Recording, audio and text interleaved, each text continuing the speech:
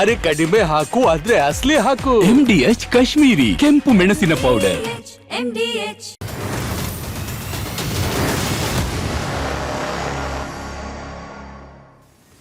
ಜಡಾಡಳಿತಕ್ಕೆ ಚಾಟಿ ಏಟು, ಕಂಗಾಲಾದ ಶ್ರೀಸಾಮಾನ್ಯನ ಬೆಂಗಾವಲು. ವ್ಯವಸ್ಥೆಯ ಓರೆ ಕೋರೆಗೆ ಹಿಡಿದ ಕನ್ನಡಿ, ಸಮಸ್ಯೆಗಳ ವಿರುದ್ಧ ಎದ್ದ ಜನದನಿ. ಇದು ನಿಮ್ಮ ಧ್ವನಿ. ನಾನು ಶ್ರೀಪಾದ್ ಪಾಟೀಲ್. ವೀಕ್ಷಕರೇ, ನೈಸ್ ರಸ್ತೆಯ ಟೋಲ್ ವಸೂಲಿ ನಿಲ್ಲಿಸಬೇಕು ಮತ್ತು ಯೋಜನೆಯನ್ನ ಸರ್ಕಾರದ ಸುಪರ್ದಿಗೆ ಪಡಿಬೇಕು ಅನ್ನುವಂತಹ ಒತ್ತಡಗಳು ಮುನ್ನೆಲೆಗೆ ಬಂದಿದೆ. ಇದರ ನಡುವೆ ನೈಸ್ ರಸ್ತೆ ಕಾನೂನು ಮೀರಿ ಟೋಲ್ ಅನ್ನ ವಸೂಲಿ ಮಾಡ್ತಾ ಇರೋ ಆರೋಪವೂ ಕೂಡ ಕೇಳಿ ಬಂದಿದೆ. ಹಿಂಗಾಗಿ ನೈಸ್ ಟೋಲ್ಗೆ ಕಾಸನ್ನ ಕೊಡಬೇಕಾ, ಸರ್ಕಾರ ಏನ್ ಮಾಡಬೇಕು, ಸದ್ಯಕ್ಕೆ ಎದ್ದಿರುವಂತ ಪ್ರಶ್ನೆ ಇದು. ಈ ಕುರಿತು ನೀವು ಕೂಡ ಮಾತಾಡಿ ನಿಮ್ಮ ಅಭಿಪ್ರಾಯ, ಅನಿಸಿಕೆಗಳನ್ನ ನಮ್ಮ ಜೊತೆಗೆ ಹಂಚ್ಕೋಬಹುದಾಗಿದೆ. ದೂರವಾಣಿ ನಂಬರ್ ಕೆಳಗಡೆ ಹೋಗ್ತಾ ಇದೆ, ಸ್ಕ್ರೀನ್ನ ಕೆಳಗಡೆ ನೋಟ್ ಮಾಡಿಕೊಂಡು ಕರೆ ಮಾಡಿ ನಮ್ಮ ಅಭಿಯಾನದ ಜೊತೆಗೆ ನೀವು ಕೂಡ ಭಾಗಿಯಾಗಿ. ರಾಜಕೀಯ ಸುದ್ದಿಗಳು ಕೂಡ ಇದೆ, ನೋಡ್ತಾ ಹೋಗೋಣ. ಈಗ ಟಾಪ್ ಸ್ಟೋರೀಸ್. ವಿರೋಧ ಪಕ್ಷಗಳಿಂದ ಸಚಿವ ಬಿ ನಾಗೇಂದ್ರ ಟಾರ್ಗೆಟ್ ಆಗಿರೋದು. ನಾಗೇಂದ್ರ ರಾಜೀನಾಮೆ ಕೊಡಲೇಬೇಕು ಅಂತ ದೋಸ್ತಿ ಈಗಾಗಲೇ ಅಖಾಡಕ್ಕಿಳಿದಿವೆ. ನಾಗೇಂದ್ರ ಕಳಂಕಿತ ವ್ಯಕ್ತಿ, ಆತನಿಗೆ ಯಾವುದೇ ಕಾರಣಕ್ಕೂ ಸಚಿವ ಸ್ಥಾನ ಕೊಡಬಾರದು, ಸಚಿವರಾಗಿ ಮುಂದುವರಿಬಾರದು ಅಂತ ಹೇಳಿ ಉಭಯ ಸದನದಲ್ಲೂ ನಾಗೇಂದ್ರ ರಾಜೀನಾಮೆಗೆ ಆಗ್ರಹಿಸಿ ಪ್ರೊಟೆಸ್ಟ್ ನಡೆದಿದೆ.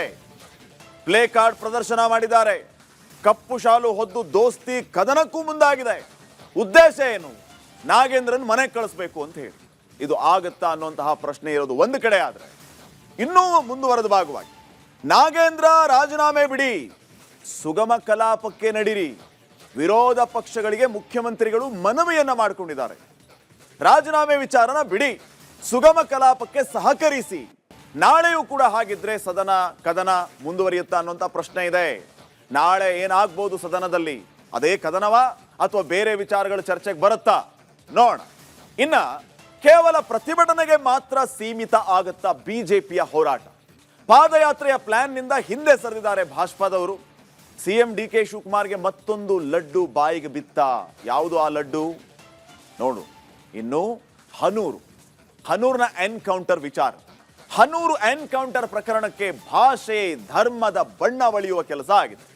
ಮೃತರಿಗೆ ತಮಿಳುನಾಡು ಸರ್ಕಾರದಿಂದ 10 ಲಕ್ಷ ರೂಪಾಯಿ ಪರಿಹಾರ. ವೀಕ್ಷಕರೇ, ತಮಿಳ್ ರಾಜಕೀಯಕ್ಕೆ ಸಿಎಂ ಡಿ.ಕೆ.ಶಿ ಡಿಚ್ಚಿ ಹೊಡೆಯುವ ಕೆಲಸವನ್ನ ಮಾಡಿದ್ದಾರೆ.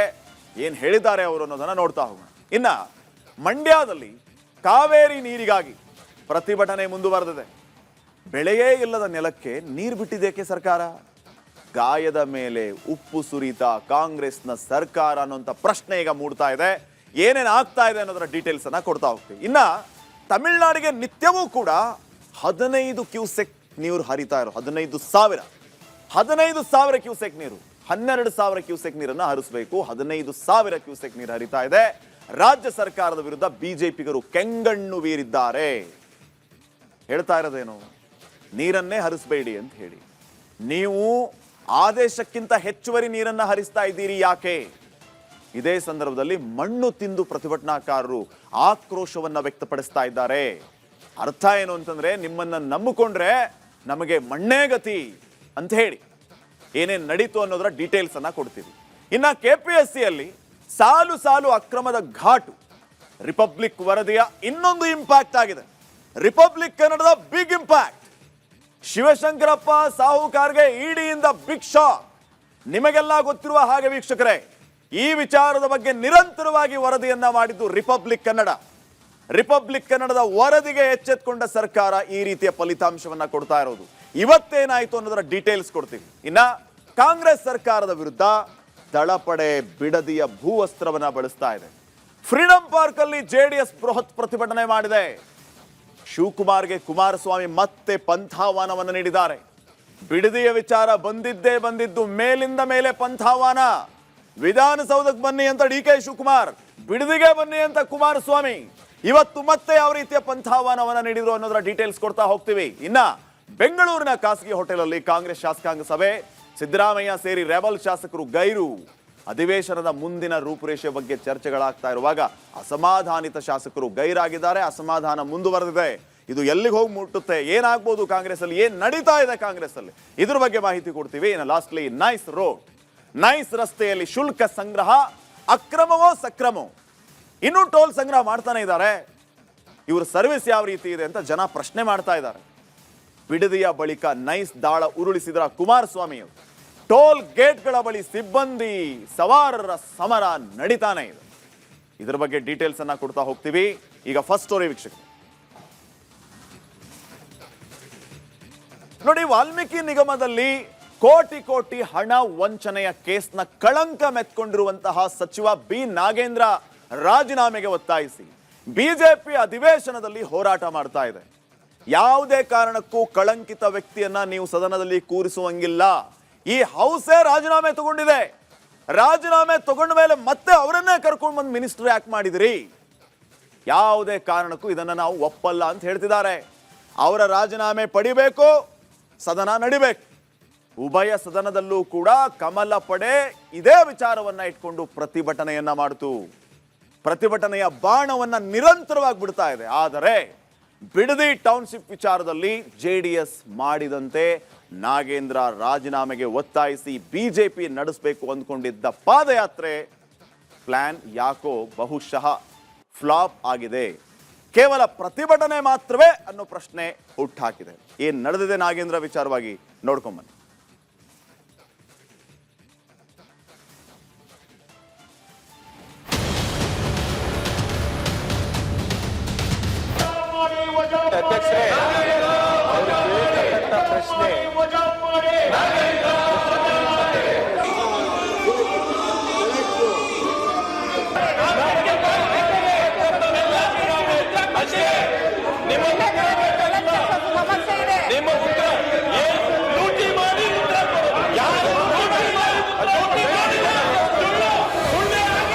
ಎರಡು 2028ರ ವಿಧಾನಸಭಾ ಚುನಾವಣೆಯಲ್ಲಿ ಪಟಾಕಿ ಹೊಡೆಯಲೇಬೇಕೆಂದು ದಳಕಮಲ ಮೈತ್ರಿಪಡೆ ಸಜ್ಜಾಗಿ ನಿಂತಿವೆ. ಆಡಳಿತ ಪಕ್ಷ ಕಾಂಗ್ರೆಸ್ ವಿರುದ್ಧ ಜನಾಕ್ರೋಶವನ್ನ ಹೆಚ್ಚಿಸಲು ಜೆಡಿಎಸ್ ಮತ್ತು ಬಿಜೆಪಿ ಜಿದ್ದಿಗೆ ಬಿದ್ದವರಂತೆ ತಂತ್ರದ ಮೇಲೆ ರಣತಂತ್ರವನ್ನು ಹೆಣಿತಾ ಇವೆ. ಬಿಡದಿ ಟೌನ್ಶಿಪ್ ವಿಚಾರ ಎತ್ತಿಕೊಂಡಿದ್ದ ಜೆಡಿಎಸ್ ಬೆಂಗಳೂರಿಗೆ ಪಾದಯಾತ್ರೆ ಮಾಡಿ ಸೈ ಎನಿಸಿಕೊಂಡ್ರೆ, ನಾಗೇಂದ್ರ ನಮ್ಮ ಶಿಕಾರಿ ಅಂತಿದ್ದ ಕಮಲ ಪಡೆ ಪಾದಯಾತ್ರೆಗೆ ಪ್ಲಾನ್ ಮಾಡಿಕೊಂಡಿತ್ತು. ಆದ್ರೆ ಅದ್ಯಾಕೋ ಏನು ಕಾಲ್ನಡಿಗೆ ಪ್ಲಾನ್ ಇಂದ ಭಾಜಪಾ ಹಿಂದೆ ಸರಿದಿದೆ.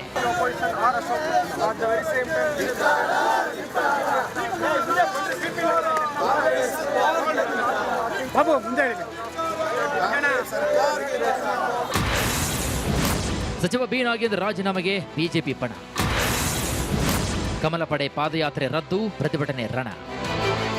ಎಸ್, ಜೆಡಿಎಸ್ ಜೊತೆಗೂಡಿ ಬಿಡದಿ ಪಾದಯಾತ್ರೆ ಮಾಡಬೇಕೆಂಬ ಬಿಜೆಪಿ ಯೋಜನೆ ಮೊದಲೇ ಕೈಕೊಟ್ಟಿತ್ತು. ದಳ ಕಮಲ ಸಮನ್ವಯ ಸಭೆಯಲ್ಲಿ ಬಿಡದಿ ಪಾದಯಾತ್ರೆಗೆ ನಮ್ಮದು ಸಾಂಕೇತಿಕ ಬೆಂಬಲ ಎಂದಿದ್ದ ಬಿಜೆಪಿ ಸಚಿವ ನಾಗೇಂದ್ರ ರಾಜೀನಾಮೆ ನಮ್ಮ ಶಿಕಾರಿ ಅನ್ನೋ ಪಣ ತೊಟ್ಟಿತ್ತು. ಬಿಡದಿ ಟೌನ್ಶಿಪ್ ವಿರೋಧಿಸಿ ಕಾಲ್ನಡಿಗೆಯಲ್ಲಿ ಕಾಣಿಸಿಕೊಳ್ಳದ ವಿಜಯೇಂದ್ರ ವಾಲ್ಮೀಕಿ ಹಗರಣದ ರೂವಾರಿ ಬಿ ನಾಗೇಂದ್ರರ ರಾಜೀನಾಮೆಗಾಗಿ ನಾವು ಪಾದಯಾತ್ರೆ ಮಾಡ್ತೀವಿ ಅನ್ನೋ ಹೇಳಿಕೆ ನೀಡಿದ್ರು.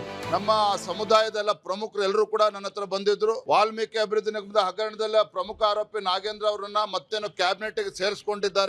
ನಮ್ಮ ಸಮುದಾಯಕ್ಕೆ ಅಪಮಾನ ಆಗಿದೆ. ರಾಜ್ಯಾದ್ಯಂತ ನಾವು ಹೋರಾಟ ಮಾಡಬೇಕು, ಪಾದಯಾತ್ರೆ ಮಾಡಬೇಕು, ಪ್ರತಿಭಟನೆ ಮಾಡಬೇಕು ಅನ್ನುವ ಅಭಿಪ್ರಾಯನ ಅವ್ರು ಕೊಟ್ಟಿದ್ದಾರೆ. ನಾನು ಎಲ್ಲ ನಮ್ಮ ಹಿರಿಯರ ಜೊತೆ ಚರ್ಚೆ ಮಾಡಿ ಆಮೇಲೆ ನಿಮಗೆ ತಿಳಿಸ್ತೇನೆ ಅನ್ನೋ ಮಾತನ್ನು ಅವ್ರಿಗೆ ಹೇಳಿದ್ದೇನೆ. ವಿಜೇಂದ್ರ ಅವರು ಈ ಮಾತು ಕೇಳಿ ಸರಿಯಾಗಿ 4 ದಿನಕ್ಕೆ ಈ ಅಖಾಡ ಬದಲಾಗಿದೆ. ಇಂದು ಮಲ್ಲೇಶ್ವರಂನ ಜಗನ್ನಾಥ ಭವನದಲ್ಲಿ ಸಭೆ ಸೇರಿದ ಬಿಜೆಪಿಯ ವಾಲ್ಮೀಕಿ ನಾಯಕರು ನಾಗೇಂದ್ರ ವಿರುದ್ಧ ಪಾದಯಾತ್ರೆ ಮಾಡೋದು ಬೇಡ ಅನ್ನೋ ನಿರ್ಧಾರಕ್ಕೆ ಬಂದಿದ್ದಾರೆ. ಉಭಯ ಸದನದಲ್ಲೂ ನಿಲ್ಲದ ರಾಜೀನಾಮೆ ಕಥನ.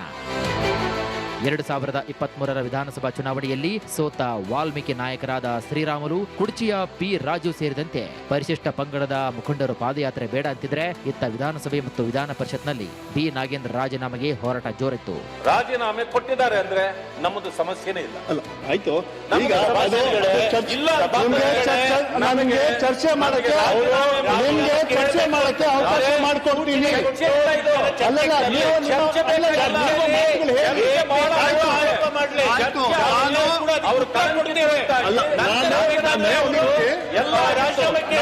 ಪರಿಷತ್ನಲ್ಲಿ ಸಚಿವ ನಾಗೇಂದ್ರ ರಾಜೀನಾಮೆ ಆಗ್ರಹಿಸಿ ಬಿಜೆಪಿ ಸದಸ್ಯರು ಪೋಸ್ಟರ್ ಪ್ರದರ್ಶನ ಮಾಡಿದ್ರು. ಸದನದ ಬಾವಿಗೆ ಇಳಿಯದೆ ಕಳಂಕಿತ ಸಚಿವ ನಾಗೇಂದ್ರ ರಾಜೀನಾಮೆ ಕೊಡಬೇಕು ಅಂತ ಪೋಸ್ಟರ್ ಹಿಡಿದು ಘೋಷಣೆ ಕೂಗಿದ್ರು. ಈ ವೇಳೆ ಆಡಳಿತ ಹಾಗೂ ವಿಪಕ್ಷಗಳ ನಡುವೆ ವಾಕ್ ಸಮರ ಜೋರಾಯಿತು.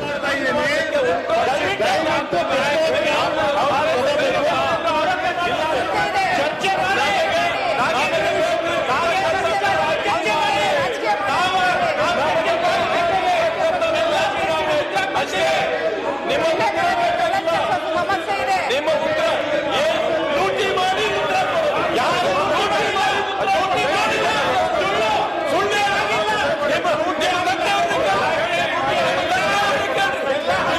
ಇತ್ತ ವಿಧಾನಸಭೆಯಲ್ಲೂ ಅಶೋಕ್ ನೇತೃತ್ವದಲ್ಲಿ ನಾಗೇಂದ್ರ ರಾಜೀನಾಮೆಗೆ ಆಗ್ರಹಿಸಿ ಬಿಜೆಪಿ ಪ್ರತಿಭಟನೆ ಮಾಡಿತ್ತು. ಜೆಡಿಎಸ್ ಮತ್ತು ಬಿಜೆಪಿಯ ಶಾಸಕರು ಕಪ್ಪು ಶಾಲು ಪ್ರದರ್ಶನ ಮಾಡಿದರು. ನಾಗೇಂದ್ರ ರಾಜೀನಾಮೆಗೆ ಒತ್ತಾಯಿಸಿ ಘೋಷಣೆ ಕೂಗಿದರು.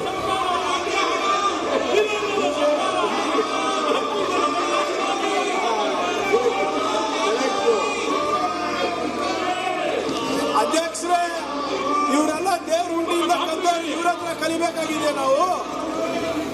ಇವ್ರಿಗೇನಾದ್ರು ನೈತಿಕತೆ ಇದೆಯಾ ಅಧ್ಯಕ್ಷರ?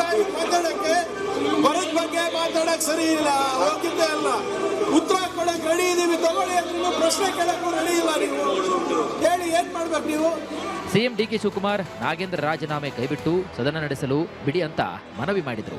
ಸದನ ಸಲಹಾ ಸಮಿತಿ ಸಭೆಯಲ್ಲೂ ಕೂಡ ಸಿಎಂ ವಿರೋಧ ಪಕ್ಷಗಳ ಮನವಿ ಕೂಡ ಮಾಡಿದ್ದಾರೆ. ಕನ್ಸ್ಟ್ರಕ್ಟಿವ್ ಅಪೋಸಿಷನ್ ಬೇಕು, ನಿಮ್ ಟೀಕೆ ಬೇಕು, ಅವ್ರದ್ದು ಬೇಕು, ನನಗೆ ಅವ್ರ ಸಲಹೆನೂ ಬೇಕು, ನಿಮ್ ಟೀಕೆನೂ ಬೇಕು. Let us fight for this in the interest of the state. ನಾವೆಲ್ಲ ಸೇರಿ ಒಟ್ಟಿಗೆ ಕೆಲಸ ಮಾಡೋಣ. ಸೊ ಅಲ್ಟಿಮೇಟ್ಲಿ ಏನ್ ನೀವು ಬಂದಿರೋದೇ ಅಂತಕ್ಕೆ ಜನ ಸೇವೆ ಮಾಡಬೇಕು ಅಂತ, ನಾನ್ ಬಂದಿರೋದೇ ಅಂತಕ್ಕೆ ನಾವು ಜನ ಸೇವೆ ಮಾಡಬೇಕು ಅಂತ. ಅಲ್ಟಿಮೇಟ್ಲಿ ಎಲೆಕ್ಷನ್ 28ಕ್ಕೆ ಬರ್ತದೆ. ಜನ ಏನ್ ತೀರ್ಮಾನ ಮಾಡ್ತದೋ ನೀವು ಒಪ್ಕೊಂಡಿದ್ದೀರಿ, ನಾವು ಒಪ್ಕೊಳ್ಳೇಬೇಕಾಗ್ತದೆ. ಒಟ್ಟಾರೆಯಾಗಿ ಒಂದ್ ಕಡೆಗೆ ಬಿಜೆಪಿ ಶಾಸಕರು ವಿಧಾನಸಭೆ ಮತ್ತು ಪರಿಷತ್ನಲ್ಲಿ ನಾಗೇಂದ್ರ ರಾಜೀನಾಮೆಗೆ ಆಗ್ರಹಿಸಿ ಕೋಲಾಹಲವನ್ನು ಎಬ್ಬಿಸಿದ್ರೆ, ಮತ್ತೊಂದು ಕಡೆಗೆ ಮಾಜಿ ಶಾಸಕರು ಪಾದಯಾತ್ರೆ ಬೇಡ ಅನ್ನೋ ತೀರ್ಮಾನಕ್ಕೆ ಬಂದಿರೋದು ಬಿಜೆಪಿಯೊಳಗಿನ ಕಥೆಯನ್ನ ಹೇಳ್ತಾ ಇದೆ.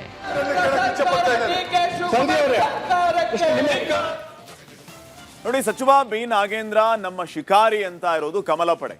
ಶತಾಯಗತಾಯ ನಾಗೇಂದ್ರ ರಾಜೀನಾಮೆಯನ್ನ ಕೊಡ್ಲೇಬೇಕು, ಅಲ್ಲಿವರೆಗೂ ನಾವು ಯಾವುದೇ ಕಾರಣಕ್ಕೂ ಸುಮ್ಮನೆ ಕೂರಲ್ಲ ಅಂತ ಜೆಡಿಎಸ್ ಕಮಲ ಪಡೆ ಇರಾದೆಯನ್ನ ತೆಗೆದುಕೊಂಡಾಗಿದೆ.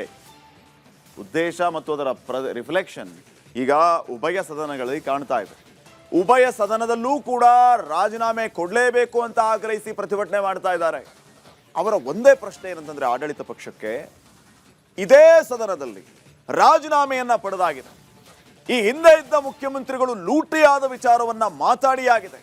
ಅದೆಲ್ಲ ಆದ್ಮೇಲೆಯೂ ಕೂಡ, ರಾಜೀನಾಮೆ ಪಡೆದ ಮೇಲೆಯೂ ಕೂಡ ಅಂತವರನ್ನ ನೀವು ಮಂತ್ರಿ ಮಾಡಿದ್ದೀರಿ.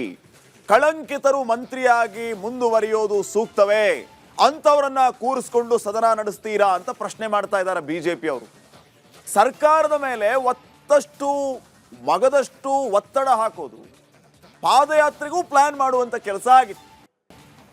ಆಗಸ್ಟ್ 14ನೇ ತಾರೀಕು ಪಾದಯಾತ್ರೆ ಬಗ್ಗೆ ವಿಜೇಂದ್ರ ಮಾತಾಡಿದ್ರು. ವಾಲ್ಮೀಕಿ ನಾಯಕರಿಂದಲೇ ಮನವಿ ಆಗಿದೆ, ಪಾದಯಾತ್ರೆ ಮಾಡೋಣ ಅಂತ ಹೇಳಿದ್ದಾರೆ ಅಂತ ವಿಜೇಂದ್ರ ಮಾತಾಡಿದ್ರು. ಆದರೆ ಇವತ್ತು ಬಿಜೆಪಿ ಎಸ್ಟಿ ನಾಯಕರ ಸಭೆ ಆಗುತ್ತೆ. ಆ ಸಭೆಯಲ್ಲಿ ಒಂದು ನಿರ್ಧಾರಕ್ಕೆ ಬರ್ತಾರೆ. ಆ ನಿರ್ಧಾರ ಪಾದಯಾತ್ರೆ ಬೇಡ, ಪಾದಯಾತ್ರೆ ರದ್ದಾಯಿತು.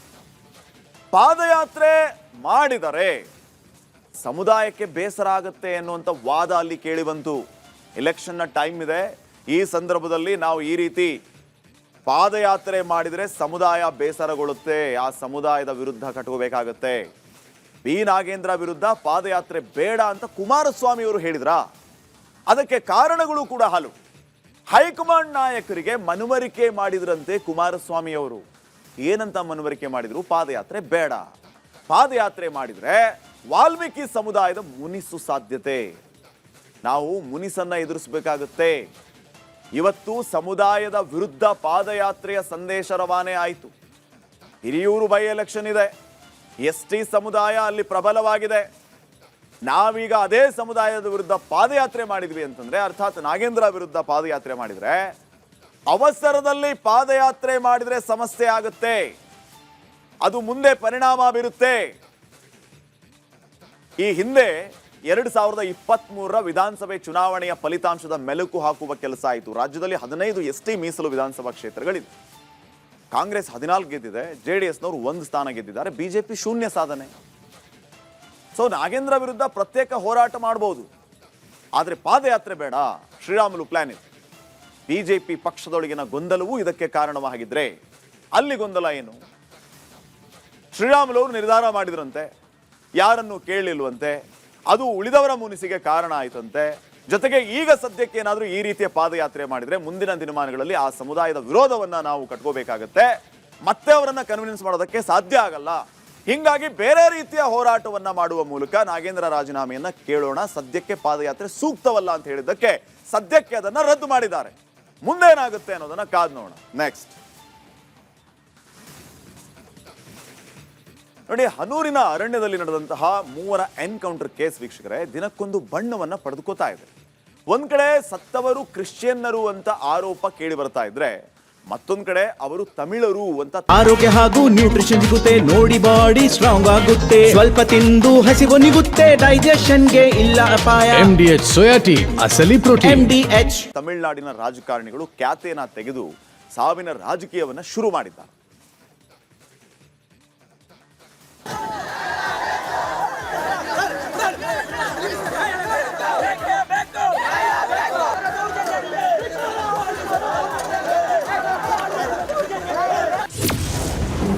ಹನೂರು ಎನ್ಕೌಂಟರ್ನಲ್ಲಿ ಭಾಷೆ ಧರ್ಮದ ಬಣ್ಣ. ತಮಿಳುನಾಡು ರಾಜಕೀಯಕ್ಕೆ ಸಿಎಂ ಡಿಕೆಶಿ ಡಿಚ್ಚಿ. ಹನೂರಿನ ವನ್ಯಧಾಮದಲ್ಲಿ ನಡೆದ 3 ಎನ್ಕೌಂಟರ್ ಪ್ರಕರಣ ದಿನಕ್ಕೊಂದು ರಂಗು ಪಡೆದುಕೋತಾ ಇದೆ. ಅರಣ್ಯ ಇಲಾಖೆ ಕ್ರಿಶ್ಚಿಯನ್ ಸಮುದಾಯದವರನ್ನ ಟಾರ್ಗೆಟ್ ಮಾಡಿ ಕೊಂದಿದೆ ಅನ್ನೋ ಗ್ರಾಮಸ್ಥರ ಆರೋಪದ ನಡುವೆ ಈಗ ಸತ್ತವರು ಕನ್ನಡಿಗರಲ್ಲ ತಮಿಳಿನವರು ಅನ್ನೋ ಹೊಸ ರಾಜಕಾರಣ ಶುರುವಾಗಿದೆ.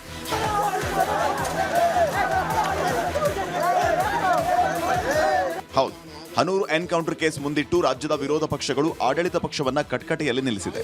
ಸದನದಲ್ಲಿ ವೇಗವಾಗಿ ತನಿಖೆ ಮುಗಿಸಿ ಸತ್ಯ ಹೊರತರಬೇಕು ಅಂತ ಬಿಜೆಪಿ ಜೆಡಿಎಸ್ ಶಾಸಕರು ಆಗ್ರಹಿಸ್ತಾ ಇದ್ದಾರೆ. ಈ ನಡುವೆ ತಮಿಳುನಾಡು ಕರ್ನಾಟಕದ ಕಾನೂನು ಸುವ್ಯವಸ್ಥೆ ವಿಚಾರದಲ್ಲಿ ಅನಗತ್ಯವಾಗಿ ಮೂಗು ತೂರಿಸ್ತಾ ಇದೆ. ಹನೂರು ಶೂಟೌಟ್ ಪ್ರಕರಣವನ್ನ ತಮಿಳುನಾಡು ಸರ್ಕಾರ ಖಂಡಿಸಿ ಸಿಎಂ ವಿಜಯ್ ಟ್ವೀಟ್ ಮಾಡಿದ ಬೆನ್ನಲ್ಲೇ ಅಲ್ಲಿನ ಮಾಜಿ ಶಾಸಕನ ನಿಯೋಗ ಹನೂರಿಗೆ ಭೇಟಿ ನೀಡಿದೆ. ತೋಮಿಯಾರ್ ಪಾಳ್ಯಕ್ಕೆ ಆಗಮಿಸಿದ ತಮಿಳುನಾಡಿನ ಮಾಜಿ ಶಾಸಕ ಮೃತರ ಕುಟುಂಬಸ್ಥರನ್ನ ಭೇಟಿ ಮಾಡಿ ತೋಮಿಯಾರ್ ಪಾಳ್ಯ ಚರ್ಚಲ್ಲಿ ಖಂಡನಾ ಸಭೆ ಮಾಡಿದ್ದಾರೆ.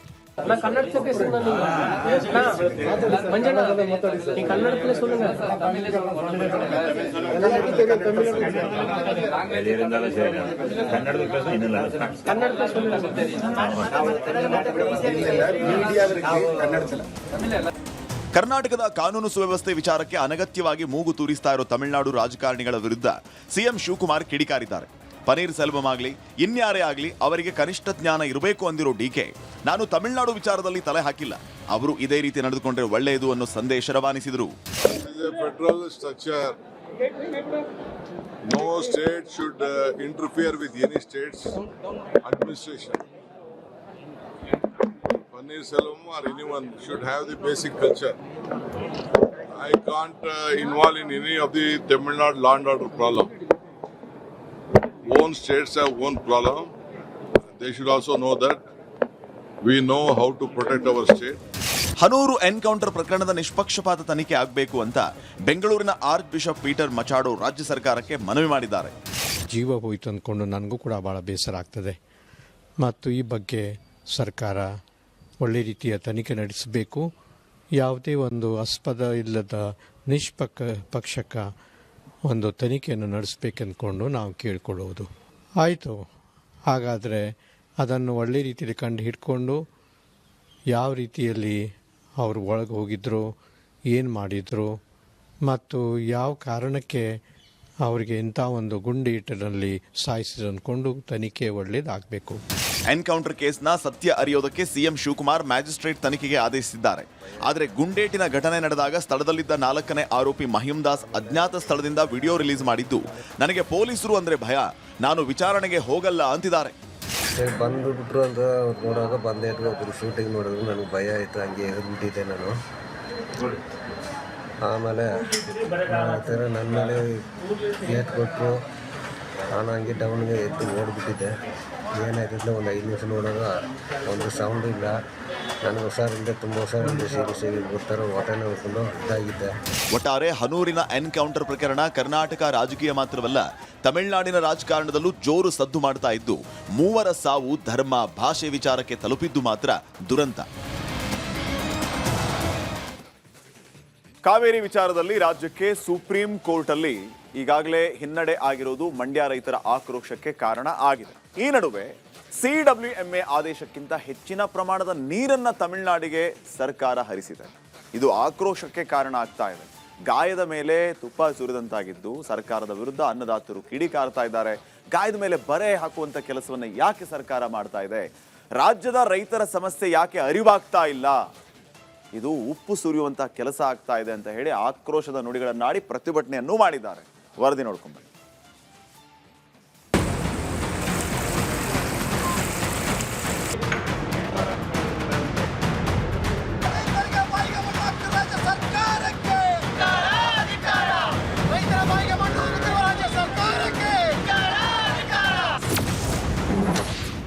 ತಮಿಳುನಾಡಿಗೆ ಆದೇಶಕ್ಕಿಂತ ಹೆಚ್ಚುವರಿ ನೀರು. ರಾಜ್ಯದಲ್ಲಿ ಕಾವೇರಿ ಕಿಚ್ಚು ದಿನದಿಂದ ದಿನಕ್ಕೆ ಕಾಡ್ಗಿಚ್ಚಿನಂತೆ ಹಬ್ತಾ ಇದೆ. ಕಾವೇರಿ ವಿಚಾರದಲ್ಲಿ ಕರ್ನಾಟಕಕ್ಕೆ ಸುಪ್ರೀಂ ಕೋರ್ಟ್ನಲ್ಲೂ ಹಿನ್ನಡೆಯಾಗಿದೆ ಎಂಬ ನೋವು ಇನ್ನೂ ಆರಿಲ್ಲ. ಆದರೆ ಮತ್ತೊಂದೆಡೆ CWMA ಆದೇಶಕ್ಕಿಂತ ಹೆಚ್ಚಿನ ಪ್ರಮಾಣದಲ್ಲಿ ತಮಿಳುನಾಡಿಗೆ ನೀರು ಹರಿಸಲಾಗ್ತಾ ಇದೆ. ಇದು ಮಂಡ್ಯ ರೈತರ ಕೆಂಗಣ್ಣಿಗೆ ಗುರಿಯಾಗಿದೆ.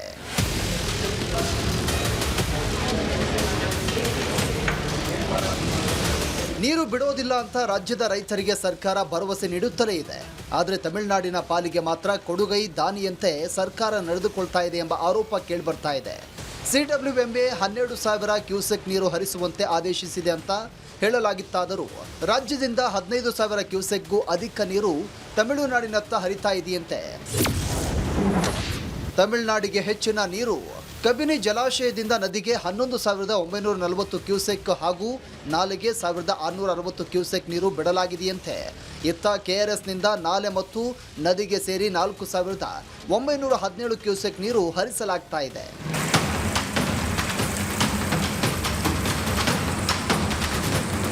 ತಮಿಳುನಾಡಿಗೆ ಹೆಚ್ಚುವರಿ ನೀರು ಹರಿತಾ ಇರುವುದು ಗಾಯದ ಮೇಲೆ ತುಪ್ಪ ಸುರಿದಂತಾಗಿದೆ. ತಮ್ಮ ಬೆಳೆಗಳಿಗೆ ನೀರಿಲ್ಲದೆ ಕಂಗಾಲಾಗಿರುವಂಥ ರೈತರು ಜಲಾಶಯಗಳಲ್ಲಿ ನೀರಿನ ಸಂಗ್ರಹ ಕಡಿಮೆಯಾಗ್ತಾ ಇರುವಾಗ ತಮಿಳುನಾಡಿಗೆ ಹೆಚ್ಚುವರಿ ನೀರು ಹರಿಸುವ ಅಗತ್ಯವೇನಿತ್ತು ಅಂತ ಸರ್ಕಾರವನ್ನ ಪ್ರಶ್ನೆ ಮಾಡ್ತಾ ಇದ್ದಾರೆ. ಮಂಡ್ಯ ಜಿಲ್ಲಾ ರೈತ ಹಿತರಕ್ಷಣಾ ಸಮಿತಿ ತುರ್ತು ಸಭೆ ನಡೆಸಿತು. ಸರ್ಕಾರ ಸುಪ್ರೀಂ ಕೋರ್ಟ್ ಆದೇಶವನ್ನು ಬಲವಾಗಿ ಖಂಡಿಸಬೇಕಿತ್ತು. ಆಗಸ್ಟ್ 24ರಂದು ಸುಪ್ರೀಂ ಕೋರ್ಟ್ನಲ್ಲಿ ಮತ್ತೆ ವಿಚಾರಣೆ ಇದೆ. ಅಂದು ಕರ್ನಾಟಕದ ಪರವಾಗಿ ರಾಜ್ಯದ ಸಂಸದರು ಸಂಸತ್ನಲ್ಲಿ ಧ್ವನಿ ಎತ್ತಿ ಚರ್ಚೆ ಮಾಡಬೇಕು. ಇಲ್ಲವಾದರೆ ಮಂಡ್ಯದಲ್ಲಿ ಬೃಹತ್ ಹೋರಾಟ ನಡೆಸುತ್ತೇವೆ ಅಂತ ರೈತ ಹಿತರಕ್ಷಣಾ ಸಮಿತಿ ಎಚ್ಚರಿಕೆ ಕೊಟ್ಟಿದೆ. ಮುಂದಿನ ಸೋಮವಾರ ಸುಪ್ರೀಂ ಕೋರ್ಟಿನಲ್ಲಿ ಮತ್ತೆ ಕಾವೇರಿ ನದಿ ನೀರಿನ ವಿಷಯದಲ್ಲಿ ಇದೇ ರೀತಿಯ ತೀರ್ಪು ಹೊರಬೀಳೋದೇ ಆದರೆ ನಾವು ರೈತ ಹಿತರಕ್ಷಣಾ ಸಮಿತಿಯ ವತಿಯಿಂದ ಎಲ್ಲ ಸಂಘಟಕರು ಹಾಗೆಯೇ ಎಲ್ಲ ಹೋರಾಟ ಬಂಧುಗಳು, ನಾಗರಿಕ ಬಂಧುಗಳು, ಪ್ರಗತಿಪರ ಸಂಘಟನೆಗಳು, ಅನ್ನ ಬೆಳೀಲಿಕ್ಕೆ ಭೂಮಿನ ನಂಬಿ ಬದುಕ್ತಾ ಇರ್ತಕ್ಕಂಥ ಕೃಷಿ ಕೂಲಿ ಕಾರ್ಮಿಕರು, ಮಹಿಳೆಯರು, ರೈತ ಬಾಂಧವರು ಹೆಚ್ಚಿನ ಸಂಖ್ಯೆಯಲ್ಲಿ ಮುಂದಿನ ಸೋಮವಾರ ಮಂಡ್ಯ ನಗರಕ್ಕೆ ಆಗಮಿಸಬೇಕು. ಅವತ್ತು ನಮ್ಮ ಹೋರಾಟದ ಒಂದು ತೀವ್ರತೆಯನ್ನು ಕರ್ನಾಟಕ ಸರ್ಕಾರಕ್ಕೂ ತರಬೇಕು, ಸಂಸದರುಗಳಿಗೂ, ಇಡೀ ರಾಜ್ಯದ ಎಲ್ಲ ಸಂಸದರುಗಳಿಗೂ ಕೂಡ ತರುವಂಥ ನಿಟ್ಟಿನಲ್ಲಿ ನಮ್ಮ ಹೋರಾಟ ಏರ್ಪಾಡಾಗಬೇಕಾಗುತ್ತೆ. ಇತ್ತ ತಮಿಳುನಾಡಿಗೆ ಹೆಚ್ಚಿನ ನೀರು ಹರಿತಾ ಇರುವುದನ್ನು ಖಂಡಿಸಿ ಮಂಡ್ಯದ ವಿಶ್ವೇಶ್ವರಯ್ಯ ಪ್ರತಿಮೆ ಎದುರು ಬಿಜೆಪಿ ಪ್ರತಿಭಟನೆ ಮಾಡಿತು. ಬಿಜೆಪಿ ಕಾರ್ಯಕರ್ತ ಶಿವಕುಮಾರ್ ಆರಾಧ್ಯ ಮಣ್ಣು ತಿಂದು ಸರ್ಕಾರದ ವಿರುದ್ಧ ಆಕ್ರೋಶವನ್ನು ವ್ಯಕ್ತಪಡಿಸಿದರು. ಇವತ್ತು ಮಣ್ಣು ತಿಂದು ಏಕೆ ಪ್ರತಿಭಟನೆ ಮಾಡಿದ್ರು ಅಂತಂದರೆ, ಮಾನ್ಯ ಮುಖ್ಯಮಂತ್ರಿಗಳು DK ಶಿವಕುಮಾರ್ ಅವರು ನಮ್ಮ ಮಂಡ್ಯ DC ಮತ್ತು SP ಅವರ ನೇರ ಪ್ರಸಾರದಲ್ಲಿ ಒಂದು ಕಿವಿ ಮಾತು ಹೇಳ್ತಾರೆ. ಮಂಡ್ಯದಲ್ಲಿ ಬೂಟಾಟಿಕೆಗೆ ಕೆಲವರು ಮೀಡಿಯಾಗೆ ಬರೋಕ್ಕೆ, ಪೇಪರಲ್ಲಿ ಬರೋಕ್ಕೆ ಹೋರಾಟ ಮಾಡ್ತಾರೆ ಅಂತ ಹೇಳ್ತಾರೆ. ಸ್ವಾಮಿ, ಈ ರಾಜ್ಯದ ಮುಖ್ಯಮಂತ್ರಿಗಳೇ, ಇವತ್ತು ನಾವು ಮಂಡ್ಯ ಜಿಲ್ಲೆಯನ್ನು ಅಷ್ಟೊಂದು ಸರಳವಾಗಿ ಪರಿಗಣಿಸಬೇಡಿ, ಹೋರಾಟಗಾರನ ಸರಳವಾಗಿ ಪರಿಗಣಿಸಬೇಡಿ. ಇವತ್ತು ನಾವು ನೋಡಿ, ಇವತ್ತು ರೈತರ ಜೀವಂತ ರೈತರ ಬಾಯಿಗೆ ಮಣ್ಣು ಹಾಕ್ತಾ ಇದ್ದೀರಿ, ತಮಿಳ್ನಾಡಿಗೆ ನೀರು ಬಿಡ್ತಾ ಇದ್ದೀರಿ, ಈ ಕಡೆ ತೊಟ್ಲನ್ನು ತೂಗ್ತಿದ್ದೀರಿ, ಮಗನ ಚಿಕ್ಕುವಂಥ ಕೆಲಸ ಮಾಡ್ತಾ ಇದ್ದೀರಿ. ಕಾವೇರಿ ವಿಚಾರದಲ್ಲಿ ಸರ್ಕಾರದ ಈ ದ್ವಂದ್ವ ನೀತಿಯಿಂದ ರೈತರ ಆಕ್ರೋಶ ಸ್ಫೋಟವಾಗಿದೆ. ರೈತರ ಪರ ಸರ್ಕಾರ ಎಂಬ ಮಾತು ಕೇವಲ ಘೋಷಣೆಯಾಗಿಯೇ ಉಳಿಯಲಿದೆ ಎಂಬ ಆಕ್ರೋಶ ಮಂಡ್ಯ ರೈತರದ್ದು. ಬರಗಾಲದ ಆತಂಕ, ಮತ್ತೊಂದೆಡೆ ತಮಿಳುನಾಡಿಗೆ ನೀರು ಬಿಡುವ ಒತ್ತಡ, ಇದು ಸರ್ಕಾರಕ್ಕೂ ತಲೆನೋವು ತಂದೊಡ್ಡಿದೆ.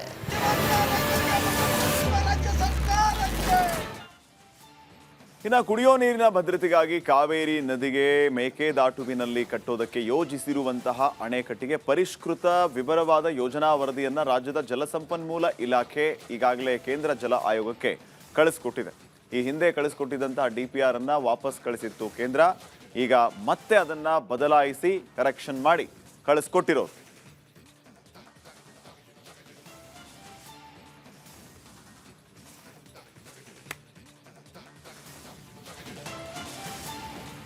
ಇನ್ನು ಖಾಸಗಿ ಹೋಟೆಲ್ನಲ್ಲಿ ಕಾಂಗ್ರೆಸ್ ಶಾಸಕಾಂಗ ಪಕ್ಷದ ಸಭೆ ಆರಂಭ ಆಗಿರೋದು. CM DK ಶಿವಕುಮಾರ್ ನೇತೃತ್ವದಲ್ಲಿ ಸಭೆ. ಸದನದಲ್ಲಿ ಏನೆಲ್ಲ ಚರ್ಚೆ ಮಾಡಬೇಕು ಮತ್ತು ನಮ್ಮ ಪಕ್ಷದ ನಿರ್ಧಾರ ಏನಾಗಿರಬೇಕು, ಹೀಗೆ 10 ಹಲವು ಪ್ರಶ್ನೆಗಳ ಬಗ್ಗೆ ಅಲ್ಲಿ ಮೀಟಿಂಗ್ ಆಗ್ತಾ ಇದೆ. ಮಾಜಿ CM ಸಿದ್ದರಾಮಯ್ಯ, M ಕೃಷ್ಣಪ್ಪ, ಹಾಗೇನೆ ಪ್ರಿಯಾ ಕೃಷ್ಣ, ಮಹಾದೇವಪ್ಪ, ಶಿವಾನಂದ ಪಾಟೀಲ್, MC ಸುಧಾಕರ್ ಈ ಸಭೆಗೆ ಬಂದಿಲ್ಲ, ಗೈರಾಗಿದ್ದಾರೆ. ಸಭೆಯಲ್ಲಿ ಎಂಎಲ್ಸಿ ಮಳವಳ್ಳಿ ಶಿವಣ್ಣ ವಿರುದ್ಧ ಸಿಎಂ ಡಿಕೆ ಶಿವಕುಮಾರ್ ಗರಂ ಆಗಿದ್ದಾರೆ. ಕನಕಪುರ ಕ್ಷೇತ್ರದ ಬಗ್ಗೆ ಪ್ರಶ್ನೆ ಕೇಳಿದ್ದಕ್ಕೆ ಶಿವಕುಮಾರ್ ಕಿಡಿಕಾರಿದ್ದಾರೆ. ಖಾಸಗಿ ಹೋಟೆಲ್ನಲ್ಲಿ ನಡೀತಾ ಇರುವಂತಹ ಕಾಂಗ್ರೆಸ್ನ ಶಾಸಕಾಂಗ ಪಕ್ಷದ ಸಭೆ, ಸಿಎಂ ಡಿಕೆ ಶಿವಕುಮಾರ್ ನೇತೃತ್ವದಲ್ಲಿ ಸಭೆ ನಡೀತಾ ಇದ್ದು, ಸಭೆಗೆ ಈ ಅಸಮಾಧಾನಗೊಂಡವರು ಗೈರಾಗಿದ್ದಾರೆ. ಸಿದ್ದರಾಮಯ್ಯ ಅವರು ಬಂದಿಲ್ಲ, ಎಂ ಕೃಷ್ಣಪ್ಪ ಅವರು ಬಂದಿಲ್ಲ, ಪ್ರಿಯಾ ಕೃಷ್ಣ ಬಂದಿಲ್ಲ, ಮಹಾದೇವಪ್ಪ ಅವರು ಬಂದಿಲ್ಲ, ಶಿವಾನಂದ ಪಾಟೀಲ್ ಅವರು ಬಂದಿಲ್ಲ, MC ಸುಧಾಕರ್ ಬಂದಿಲ್ಲ. ಇವರೆಲ್ಲರೂ ಕೂಡ ಗೈರಾಗಿದ್ದಾರೆ. ಇದೇ ಸಂದರ್ಭದಲ್ಲಿ ಸಭೆಯಲ್ಲಿ ಎಂಎಲ್ಸಿ ಮಳವಳ್ಳಿ ಶಿವಣ್ಣ ಅವರು ಕನಕಪುರ ಕ್ಷೇತ್ರದ ಬಗ್ಗೆ ಪ್ರಶ್ನೆ ಕೇಳಿದ್ದಕ್ಕೆ ಸಿಎಂ ಡಿಕೆ ಶಿವಕುಮಾರ್ ಅವರು ಕಿಡಿಕಾರಿದ್ದಾರೆ, ಗರಂ ಆಗಿದ್ದಾರೆ.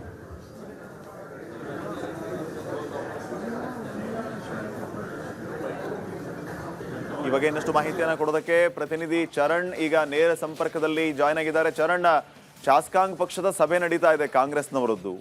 ಈ ಸಭೆಯ ಉದ್ದೇಶ ಏನು? ಸಭೆಯ ಮುಖ್ಯ ವಿಚಾರಗಳ ಬಗ್ಗೆ ತಿಳಿಸೋದಾದ್ರೆ, ಇದರ ಜೊತೆಗೆ ಡಿಕೆ ಶಿವಕುಮಾರ್ ಅವರು ಆ MLC ಶಿವಣ್ಣ ಅವ್ರ ಮೇಲೆ ಗರಂ ಆಗೋದಕ್ಕೆ ಕಾರಣ ಏನು? ಅಂಥದ್ದು ಏನು ಕೇಳಿದ್ರು ಅವರು ಕನಕಪುರ ಕ್ಷೇತ್ರದ ಬಗ್ಗೆ?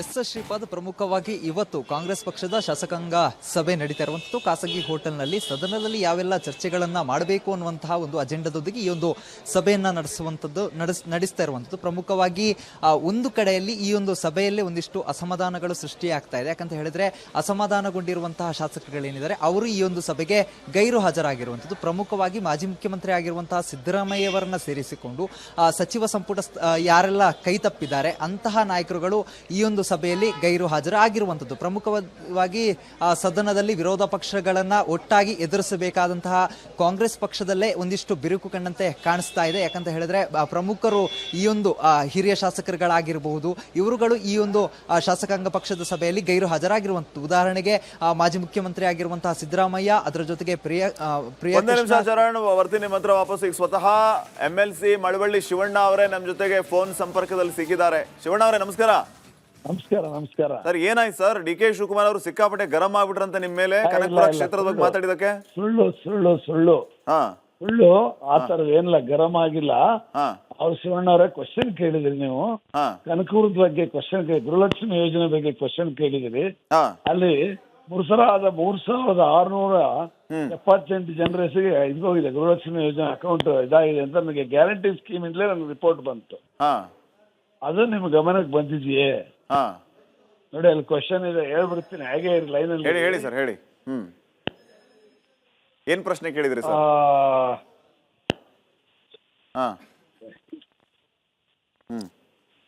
ಪಂಚ ಗ್ಯಾರಂಟಿ ಒಂದಾದ ಗೃಹಲಕ್ಷ್ಮಿ ಯೋಜನೆ ಕೇಳಿಸ್ತಾ ಇದೆಯಾ ಸರ್? ಕೇಳಿಸ್ತಾ ಇದೆ, ಮಾತಾಡಿ ಸರ್. ಒಂದ್ ನಿಮಿಷ ಹಂಗೆ. ಗೃಹಲಕ್ಷ್ಮಿ ಯೋಜನೆ ಫಲಾನುಭವಿಯಲ್ಲಿ ವ್ಯಾಪಕ ಲೋಪಗಳು ಕಂಡು ಬಂದಿರುವುದು ಸರ್ಕಾರಕ್ಕೆ ಗಮನಕ್ಕೆ ಬಂದಿದೆಯೇ? ಬೆಂಗಳೂರು ದಕ್ಷಿಣ ರಾಮನಗರ ಜಿಲ್ಲೆ ವ್ಯಾಪ್ತಿಯಿಂದಲೇ ಬರೋಬರಿ 12,719 ಮಹಿಳೆಯರನ್ನು ನಿಯಮಬಾಹಿರವಾಗಿ ಯೋಜನೆಯಿಂದ ಕೈಬಿಟ್ಟಿರುವ ಬಗ್ಗೆ ಕೈಬಿಟ್ಟಿರೋ ನಿಜವೇ? ಅದರ ಯೋಜನೆಯಡಿ ಮೃತಪಟ್ಟಿರುವ 3,374 ಮಹಿಳೆಯರ ಖಾತೆಗಳಿಗೆ ನಿರಂತರವಾಗಿ ಹಣ ಸಂಗ್ರಹ ಆಗಿರುವ ಯೋಜನೆ ದುರುಪಯೋಗ ಪತ್ತೆಯಾಗಿದೆಯೇ? ಈ ಪೈಕಿ ಕಳೆದ 3 ವರ್ಷಗಳಲ್ಲಿ ಕನಕಪುರ ತಾಲೂಕೊಂದಲ್ಲೇ ಕೊನೆಯುಳಿದ 3,054 ಮಹಿಳೆಯ ಫಲಾನುಭವಿ ಖಾತೆಗಳಿಗೆ ತಿಜೋರಿ ಜಮಾ ಆಗಿರುವ ಒಟ್ಟು ಮೊತ್ತ ಎಷ್ಟು? ಆದಾಯ ತೆರಿಗೆ ಮತ್ತು GST ಪಾವತಿಸಿರುವ 4,800 ಶ್ರೀಮಂತ ಮಹಿಳೆಯರು ಆಧಾರ್ ಲಿಂಕ್ ಮಾಡದ 1,295 ವ್ಯಕ್ತಿಗಳು ಸುಳ್ಳು ಮಾಹಿತಿ ನೀಡಿ ಮಾಸಿಕ 2,000 ಗೌರವಧನ ಪಡೆದುವುದು ಸರ್ಕಾರದ ಬಂದಿಲ್ಲವೇ? ಬಂದಿದ್ದಲ್ಲಿ ಅನರ್ಹ ಫಲಾನುಭವಿಗಳ ವಿರುದ್ಧ ಸರ್ಕಾರ ಕೈಗೊಂಡಿರುವ ಕಾನೂನು ಕ್ರಮಗಳೇನು? ಮೃತ ಫಲಾನುಭವಿಗಳ ಖಾತೆಗಳು ನಿಯಮವಾಗಿ ಜಮಾ ಆಗಿರುವ ಸಾರ್ವಜನಿಕ ತೆರಿಗೆ ಹಣವನ್ನು ಮರುಪಡೆಯಲು ಸರ್ಕಾರ ಕೈಗೊಂಡಿರುವ ನಿರ್ದಿಷ್ಟ ಕ್ರಮಗಳೇನು? ಈಗ ಈ ರೀತಿಯ ಶಿವಣ್ಣವ್ರ, ಈಗ ನಿಮ್ ಪ್ರಶ್ನೆ ನನಗೆ ಅರ್ಥ ಆಯ್ತು. ಪರ್ಟಿಕ್ಯುಲರ್ ಆಗಿ ಡಿಕೆ ಶಿವಕುಮಾರ್ ಅವರು ಕನಕಪುರ ಕ್ಷೇತ್ರದ ಬಗ್ಗೆ ಯಾಕೆ ಪ್ರಶ್ನೆ ಮಾಡಿದ್ರಿ ಅಂತ ಸಿಟ್ಟು ಮಾಡ್ಕೊಂಡ್ರಾ? ಇಲ್ಲ. ನೀವು ಜನರಲ್ ಆಗಿ ಕನಕಪುರ ಕ್ಷೇತ್ರದ ಬಗ್ಗೆ ಕೇಳಿದಾರೆ ಅಂದ್ರೆ ಹೌದು, ಕನಕಪುರ ಕ್ಷೇತ್ರ ನಿಮ್ಮ ಡಿಪಾರ್ಟ್ಮೆಂಟ್ ಅವ್ರ ಗ್ಯಾರಂಟಿ ಸ್ಕೀಮ್ ಉಪಾಧ್ಯಕ್ಷ ಕೊಟ್ಟಂತ ಮಾಹಿತಿನಲ್ಲಿ ಕ್ವಶನ್ ಕೇಳಿದ್ದೀನಿ ಅಂತ ಹೇಳಿದ್ರು. ಕರೆಕ್ಟ್. ಈಗ ನಿಮ್ ಪ್ರಶ್ನೆಯಲ್ಲಿ ಎಲ್ಲಾ ವಿಚಾರಗಳು ಇತ್ತು. ಕನಕಪುರ ಕ್ಷೇತ್ರದಲ್ಲಿಯೂ ಕೂಡ ಅನರ್ಹ ಫಲಾನುಭವಿಗಳಿದ್ದಾರೆ, ಅವ್ರಿಗೆ ದುಡ್ಡು ಹೋಗ್ತಾ ಇದೆ, ಈ ವಿಚಾರ ಸರ್ಕಾರದ ಗಮನಕ್ಕೆ ಬರ್ಲಿಲ್ವಾ ಅಂತ ನೀವು ಪ್ರಶ್ನೆ ಮಾಡಿದ್ದು ಬಹುಶಃ ಅವ್ರಿಗೆ ಜೀರ್ಣಿಸ್ಕೊಳ್ಳೋದಕ್ಕಾಗ್ಲಿಲ್ವಾ? ಏನಂದ್ರು ಅವರು? ಹೆಂಗೆ ಸರ್ ಈಗ ಏನೇನ್ ಮಾತುಕತೆ ಆಯ್ತು ಅಂತ ಹೇಳಿ ಸರ್. ಇಲ್ಲ ಮುಖ್ಯಮಂತ್ರಿಗಳು ಶಿವಣ್ಣವರ ಕ್ವಶನ್ ಹಾಕಿದ್ರಿ ಕನಕಪುರದ ಬಗ್ಗೆ ಪರ್ಟಿಕ್ಯುಲರ್ ಕನಕಪುರದ ಎಕ್ಸಾಂಪಲ್ ಕೊಟ್ಟಿದ್ದಾರೆ ನಿಮ್ಗೆ ಗ್ಯಾರಂಟಿ ಸ್ಕೀಮ್ ಉಪಾಧ್ಯಕ್ಷರು, ಅದನ್ನ ರೆಫರ್ ಮಾಡಿ ಕ್ವಶನ್ ಕೇಳಿದ್ದೀನಿ ನಾನು. ಮುಖ್ಯಮಂತ್ರಿ ಕ್ಷೇತ್ರದಲ್ಲಿ ಹಿಂಗಾದಾಗ ಬೇರೆ ಕಡೆ ಇನ್ಯಾಗ ಆಗಿರ್ಬೋದು ಅನ್ನೋ ರೀತಿಯಲ್ಲಿ ಕೇಳಿದ್ದೀನಿ ಅಂತ ಹೇಳಿದಾಗ ಅದು ಕ್ವಶನ್ ಕೇಳೋ ಹಕ್ಕಿದೆ ನೋಡಿ. ಆಗ್ಲೇ ಅದನ್ನ ಟಿವಿಯವ್ರಿಗೆ ಬೇರೆ ತರ ಕೊಟ್ಟಿದೆ ಅಂತ ಅವರೇ ಪಾಪ ತಮ್ಮ ಭಾಷೆಯಲ್ಲಿ ಹೇಳಿದ್ರು. ಸರ್ ನಿಮಗೆ ಕನಕಪುರ ಕ್ಷೇತ್ರದ ಬಗ್ಗೆ ಯಾಕೆ ಕೇಳ್ಬೇಕು ಅನಿಸ್ತು? ಕನಕಪುರ ಮುಖ್ಯಮಂತ್ರಿ ಕ್ಷೇತ್ರ,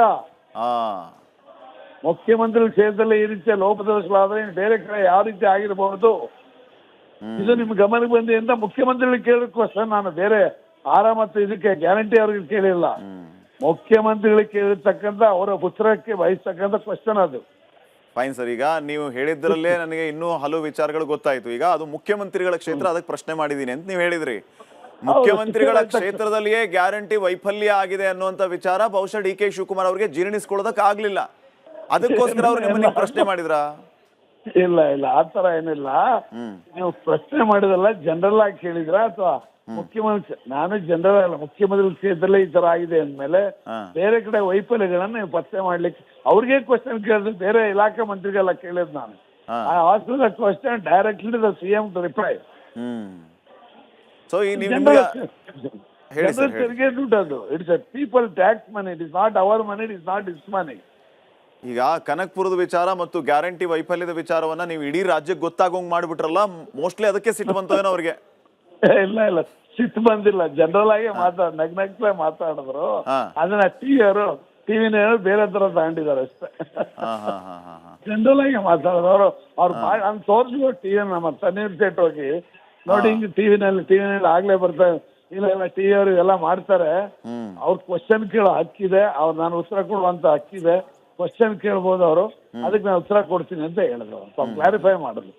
ಸರ್ ಅವ್ರು ಪರ್ಟಿಕ್ಯುಲರ್ ಆಗಿ ಹೇಳಿದ್ರು ಸರ್, ಹಂಗಿದ್ರೆ ಕನಕಪುರದ ಬಗ್ಗೆನೇ ಯಾಕೆ ಕೇಳಿದ್ರಿ ಅಂತ ನಿಮ್ಮನ್ನ ಪ್ರಶ್ನೆ ಮಾಡಿದ್ರಾ? ಕನಕಪುರದ ಬಗ್ಗೆ ಯಾಕೆ ಮಾಡಿದೆ ಅಂತ ಕ್ವಶನ್ ಕೇಳಿದ್ರ ಅಂತ ಕೇಳಿದ್ರು. ಅವ್ರಿಗೆ ಇನ್ನೂ ರಿಪ್ಲೈ ಕೊಟ್ಟಿಲ್ಲ ನನಗೆ. Yes not replied my question. ಕನಕಪುರದ ಬಗ್ಗೆ ಕೇಳಿದ್ರೆ ಜನರಲ್ ಆಗಿ ಕೇಳಿದ್ರೆ ಅಂದ್ರೆ ನನ್ಗೆ ಇಲ್ಲ, ಕನಕಪುರದ ಬಗ್ಗೆನೇ ಕೇಳಿದ್ರಿ ಅಂತ ಹೇಳಿದೆ. Okay fine sir, thank you Shivanna ಅವರೇ, ನಿಮ್ಮ ಅಭಿಪ್ರಾಯ ತಿಳಿಸಿದ್ದಕ್ಕೆ ಧನ್ಯವಾದ.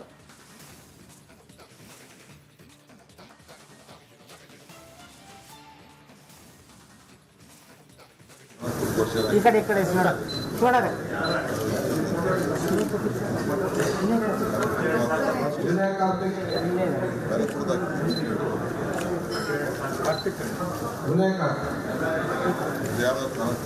ಈ ಕಡೆ ನೋಡೋಣ.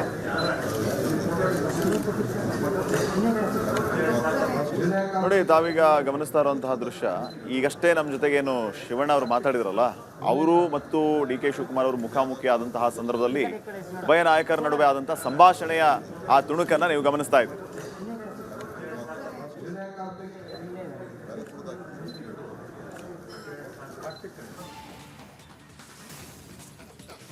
ಕೆಪಿಎಸ್ಸಿಯಲ್ಲಿ ಸಾಲು ಅಕ್ರಮಗಳು ನಡೆದಿದ್ವು. ಈ ಬಗ್ಗೆ ರಿಪಬ್ಲಿಕ್ ಕನ್ನಡ ನಿರಂತರವಾಗಿ ವರದಿಯನ್ನು ಪ್ರಸಾರ ಮಾಡಿದೆ. ಇದೀಗ ಕೆಪಿಎಸ್ಸಿ ಇತಿಹಾಸದಲ್ಲೇ ಮೊದಲ ಬಾರಿಗೆ ಇಡಿ ದಾಳಿ ಮಾಡಿದೆ. ಶಿವಶಂಕರಪ್ಪ ಸಾಹುಕಾರ್ಗೆ ಬಿಗ್ ಶಾಕ್ ನೀಡಿದ್ದು, ರಾಜ್ಯದ ಹಲವು ಜಿಲ್ಲೆಗಳಲ್ಲಿ ಶೋಧ ನಡೀತಾ ಇದೆ. ಸದನದಲ್ಲಿ ಸಿಎಂ ಡಿ ಕೆ ಶಿವಕುಮಾರ್ ಈ ವಿಷಯವನ್ನ ಪ್ರಸ್ತಾಪ ಮಾಡಿದ್ದಾರೆ.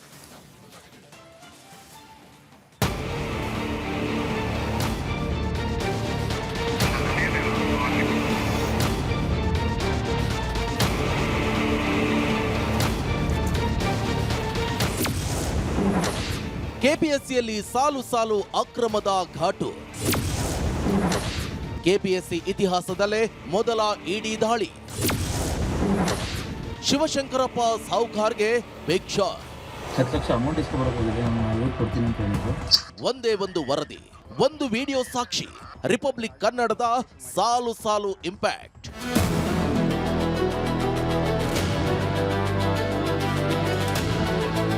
ಸರ್ಕಾರಿ ಉದ್ಯೋಗ ಅನ್ನೋದು ಲಕ್ಷಾಂತರ ಯುವಕರ ಪಾಲಿಗೆ ಕೇವಲ ಒಂದು ಹುದ್ದೆಯಲ್ಲ, ಅದು ವರ್ಷಗಳ ಪರಿಶ್ರಮದ ಫಲ. ಹಗಲಿರುಳು ಕಷ್ಟಪಟ್ಟು ಓದಿ ಪರೀಕ್ಷೆ ಬರೆದು ಮೆರಿಟ್ಗಾಗಿ ಹೋರಾಡುವ ಅಭ್ಯರ್ಥಿಗಳ ಭರವಸೆಯ ಕೇಂದ್ರವೇ ಕೆಪಿಎಸ್ಸಿ. ಆದರೆ ಇದೇ ಕೆಪಿಎಸ್ಸಿಯ ನೇಮಕಾತಿ ಪ್ರಕ್ರಿಯೆ ಮೇಲೆ ಭ್ರಷ್ಟಾಚಾರದ ಗಂಭೀರ ಆರೋಪಗಳು ಕೇಳಿಬಂದಾಗ ರಾಜ್ಯಾದ್ಯಂತ ಆಕ್ರೋಶ ಸ್ಫೋಟಗೊಂಡಿತ್ತು.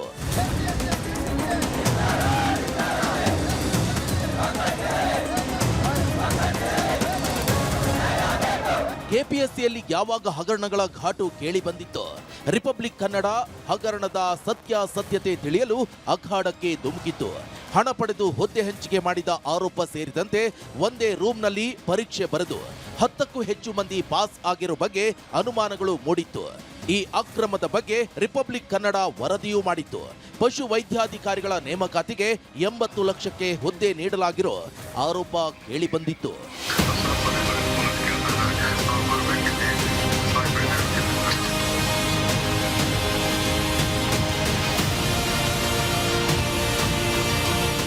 ಈ ಆರೋಪಗಳ ನಡುವೆಯೇ ರಿಪಬ್ಲಿಕ್ ಕನ್ನಡ ನಿರಂತರವಾಗಿ ವರದಿ ಮಾಡಿತ್ತು. ಕೇವಲ ಆರೋಪಗಳನ್ನಷ್ಟೇ ಹೇಳದೆ ಹುದ್ದೆಗಾಗಿ ಹಣ ಬೇಡಿಕೆ ಇಟ್ಟಿದ್ದಾರೆ ಎನ್ನಲಾದ ಮಧ್ಯವರ್ತಿಗಳ ವಿಡಿಯೋ, ಅಭ್ಯರ್ಥಿಗಳ ಅಳಲು ಹಾಗೂ ಲಭ್ಯವಾಗಿದ್ದ ವಿಡಿಯೋ, ಆಡಿಯೋ ತುಣುಕುಗಳ ವರದಿಗಳ ಮೂಲಕ ಜನರ ಮುಂದಿಟ್ಟಿತ್ತು. ಇದೀಗ ಆ ವರದಿಗೆ ಫಲಶ್ರುತಿ ಸಿಕ್ಕಿದ್ದು ಒಂದೊಂದೇ ಇಂಪ್ಯಾಕ್ಟ್ ಆಗಿದೆ. ರಿಪಬ್ಲಿಕ್ ಇಂಪ್ಯಾಕ್ಟ್ ನಂಬರ್ 1, ಕೆಪಿಎಸ್ಸಿ ಫಲಿತಾಂಶಕ್ಕೆ ತಡೆ. ಕೆಪಿಎಸ್ಸಿ ಅಕ್ರಮಗಳ ವರದಿ ಬಿಚ್ಚಿಡ್ತಿದ್ದಂತೆ ಮೊದಲು ಕೆಪಿಎಸ್ಸಿ ಫಲಿತಾಂಶಕ್ಕೆ ತಡೆ ಹಿಡಿಯಲಾಯಿತು. ಇಷ್ಟೇ ಅಲ್ಲ, ಮಾಜಿ ಅಧ್ಯಕ್ಷ ಶಿವಶಂಕರಪ್ಪ ಸಾಹುಕಾರ್ ವಿರುದ್ಧ ಪುತ್ರಿಯರ ನೇಮಕಾತಿಗೆ ಸಂಬಂಧಿಸಿದ ಆರೋಪಗಳ ಹಿನ್ನೆಲೆಯಲ್ಲಿ ರಾಜ್ಯಪಾಲರು ಅಮಾನತು ಆದೇಶ ಹೊರಡಿಸಿದ್ರು.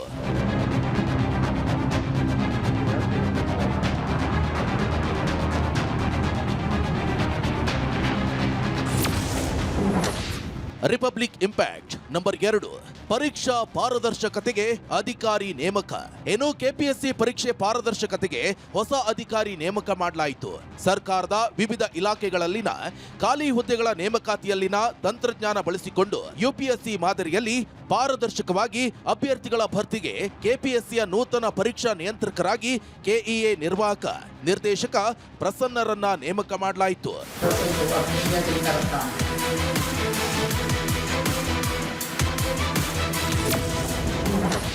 ರಿಪಬ್ಲಿಕ್ ಇಂಪ್ಯಾಕ್ಟ್ 3, ರಾಜ್ಯಾದ್ಯಂತ ಇಡಿ ಅಧಿಕಾರಿಗಳ ದಾಳಿ. ಕೆಪಿಎಸ್ಸಿಯಲ್ಲಿ ನಡೆದಿದೆ ಎನ್ನಲಾದ ಬೃಹತ್ ನೇಮಕಾತಿ ಅಕ್ರಮಕ್ಕೆ ಸಂಬಂಧಿಸಿದಂತೆ ಪ್ರಕರಣಕ್ಕೆ ಇಡಿ ಎಂಟ್ರಿ ಕೊಟ್ಟಿದೆ.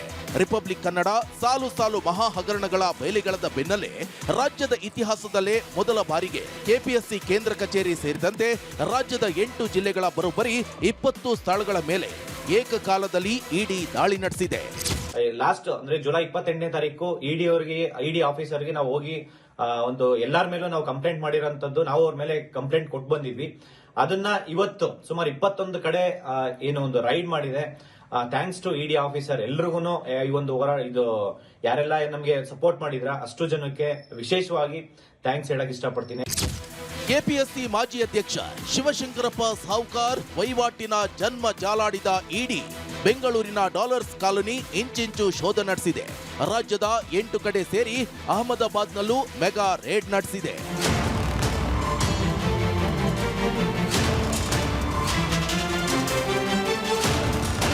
ಕಲಬುರಗಿ, ಬೆಳಗಾವಿ, ದಾವಣಗೆರೆ, ಯಾದಗಿರಿ, ಹಾಸನದಲ್ಲೂ ತಲಾಶ್ ನಡೆಸಿದೆ. ಚಿತ್ರದುರ್ಗದ ನವೀನ್ ತಂದೆ ನಾಗರಾಜಪ್ಪ, ಕಲಬುರಗಿಯ ಶಾಪುರದ ಸಮಾಜ ಕಲ್ಯಾಣ ಇಲಾಖೆ ಎಡಿ ವಿಜಯಲಕ್ಷ್ಮಿ ಮನೆ, ದಾವಣಗೆರೆಯಲ್ಲಿ ಅಭ್ಯರ್ಥಿಯವರನ್ನ ಮನೆ ಮೇಲೆ ಇಡಿ ದಾಳಿ ನಡೆಸಿ ಪರಿಶೀಲನೆ ನಡೆಸಿದೆ.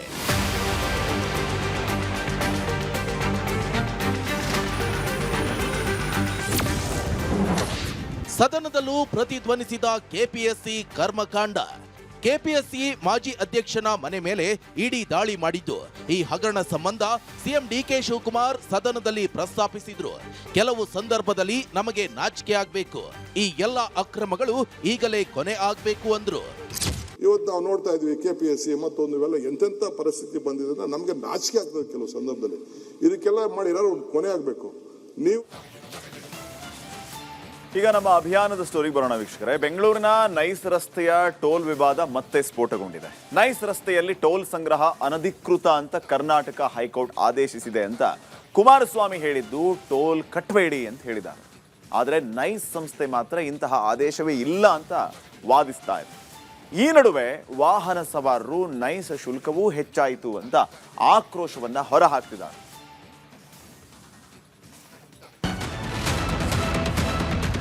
ದುಡ್ಡೆಲ್ಲ ಈ ತರ ಟೋಲು ಟ್ಯಾಕ್ಸ್ ಅಂತ ಕಟ್ಕೊಂಡು ಹೋದ್ರೆ ನಾವೆಲ್ಲಿ ಜೀವನ ಮಾಡಬೇಕು? ಸ್ಟಾಪ್ ಮಾಡಬೇಕು, ಅರ್ಧಕ್ಕರ್ಧ ಮಾಡಬೇಕು ಅಂತ ಅಂತೀವಿ. ನೈಸ್ ರಸ್ತೆಯಲ್ಲಿ ಶುಲ್ಕ ಸಂಗ್ರಹ ಅಕ್ರಮವೋ ಸಕ್ರಮವೋ? ಬಿಡದಿ ಬಳಿಕ ನೈಸ್ ದಾಳ ಉರುಳಿಸಿದ್ರ ಕುಮಾರಸ್ವಾಮಿ. ಎಸ್, ಬೆಂಗಳೂರು ನಗರದ ಸಂಚಾರ ದಟ್ಟಣೆ ಕಡಿಮೆ ಮಾಡುವ ಉದ್ದೇಶದಿಂದ ರಿಂಗ್ ರಸ್ತೆ ನಿರ್ಮಾಣ ಮಾಡಲು ನಂದಿ ಇನ್ಫ್ರಾಸ್ಟ್ರಕ್ಚರ್ ಕಾರಿಡಾರ್ ಎಂಟರ್ಪ್ರೈಸಸ್ ಅಂದ್ರೆ ಇದೇ ನೈಸ್ ಮುಂದಾಗಿತ್ತು. ಆದರೆ ಈ ಯೋಜನೆ ಸಂದರ್ಭದ ಒಪ್ಪಂದಗಳನ್ನ ಸರಿಯಾಗಿ ಪಾಲಿಸುತ್ತಿಲ್ಲ ಎನ್ನುವಂತ ಆರೋಪ ಕೇಳಿ ಬಂದಿತ್ತು. ಇದೀಗ ಮತ್ತೊಮ್ಮೆ ನೈಸ್ ರಸ್ತೆ ವಿವಾದ ಮತ್ತೆ ಭುಗಿಲೆದ್ದಿದೆ. 1995ರಲ್ಲಿ ರಾಜ್ಯ ಸರ್ಕಾರ ಮತ್ತು ನೈಸ್ ನಡುವೆ ಫ್ರೇಮ್ ವರ್ಕ್ ಅಗ್ರಿಮೆಂಟ್ ಸಹಿ ಆಗಿತ್ತು. ಒಪ್ಪಂದದ ಪ್ರಕಾರ 5 ಹಂತಗಳಲ್ಲಿ 258 ಕಿಲೋಮೀಟರ್ ರಿಂಗ್ ರಸ್ತೆ ನಿರ್ಮಿಸಬೇಕು. ಆದರೆ 30 ವರ್ಷಗಳಾದರೂ ಕೇವಲ 41 ಕಿಲೋಮೀಟರ್ ಪೂರ್ಣವಾಗಿದೆಯಂತೆ. ನೈಸ್ ರೋಡ್ನಲ್ಲಿ ನಿತ್ಯ ಲಕ್ಷಾಂತರ ವಾಹನಗಳು ಸಂಚರಿಸುತ್ತಿವೆ. ಆದರೆ ಇಲ್ಲಿ ಟೋಲ್ ಸಂಗ್ರಹಿಸುವುದೇ ಕಾನೂನು ಬಾಹಿರ ಅನ್ನೋ ಆರೋಪ ಕೇಳಿ ಬಂದಿದೆ. ಇನ್ನು ಕುಮಾರಸ್ವಾಮಿ ಅವರ ಆರೋಪಕ್ಕೆ ನೈಸ್ ಮುಖ್ಯಸ್ಥ ಅಶೋಕ್ ಕೇಣಿಯು ತಿರುಗೇಟು ನೀಡಿದ್ದಾರೆ. ಆ ಕಂಪನಿ ಆ ಒಂದು ರಸ್ತೆಯ ಕೆಲಸವನ್ನು ಸಂಪೂರ್ಣಗೊಳಿಸುತ್ತೆ. 111 ಕಿಲೋಮೀಟರ್ ರಸ್ತೆಗೆ ಒಂದು ಕಾಮಗಾರಿ ಏನಾಗಬೇಕಾಗಿತ್ತು, ಇವತ್ತಿನವರೆಗೂ ಬೆಂಗಳೂರು ಸುತ್ತಮುತ್ತ ಕಾರ್ಯಕ್ರಮವನ್ನ ಯೋಜನೆಯನ್ನ ತರ್ತಕ್ಕಂಥದ್ದಕ್ಕೆ ಆಸಕ್ತಿ ಹೊಂದಿದ್ದು ಆ ರಸ್ತೆ ಕೆಲಸಕ್ಕಲ್ಲ, ಅಲ್ಲಿರ್ತಕ್ಕಂಥ ಬೆಲೆ ಬಾಳ್ತಕ್ಕಂಥ ಭೂಮಿಯನ್ನ ಲಪ್ಟಾಯಿಸ್ತಕ್ಕಂಥದ್ದಕ್ಕೆ ಯಾರ್ಯಾರು ಸೇರಿದ್ದಾರೆ. ಹಲೋ, ಏನ್ ಮಾತಾಡ್ತೀರಿ? ನಿಮ್ ಮನೆಗೆ ಫ್ರೀ ಕೊಡ್ತಾರ ಅವರಿಗೆ? ಕೇಳ್ರಿ, ಯಾಕೆ ಹೇಳಿದ್ದಾನೆ ನೋಡ್ರಿ. ದೇವ್ರ ಎಲ್ಲರಿಗೂ ಒಂದು ಬಾಯಿ ಕೊಟ್ಟಿದ್ದಾನೆ, ಮತ್ತೆ ಇದನ್ನು ಕೊಟ್ಟಿದ್ದಾನೆ. ಯಾರು ಸಂಡಾಸ್ ಮಾಡ್ಬೇಕು ಮಾಡ್ತಾರೆ, ಯಾರು ಮಾತಾಡ್ತಾರೆ. ಅದಕ್ಕೆ ನಾ ಕಮೆಂಟ್ ಮಾಡೋದಿಲ್ಲ. ಅವ್ರು ಕೇಳ್ರಿ ಯಾಕೆ ಅಂತಾನೆ. If court order I follow, I always follow law. ತೋರ್ಸ್ರಿ ಎಲ್ಲಿದೆ ಆದೇಶ, ಐ ಫಾಲೋ ಇಟ್. ಯಾಕೆ ಆತರ ಹೇಳಿಕೆ ಕೊಡ್ತಾರೆ ಮತ್ತೆ ಕುಮಾರಸ್ವಾಮಿ ಅವರು? ಅವ್ರಿಗೆ ಕೇಳ್ರಿ. ಟೋಲ್ ಗೇಟ್ ಬಳಿ ಸಿಬ್ಬಂದಿ ಸವಾರರ ಸಮರ. ಯಾವ ಬೇಸಿಕ್ ಮೇಲೆ ನಿಮ್ಗೆ ಟೋಲ್ಗೆ ಇದು ಕೊಟ್ಟಿದ್ದಾರೆ ಸರ್? ನಿಮಗೆ ಲೈಸೆನ್ಸ್ ಕೊಟ್ಟಿದ್ದಾರೆ?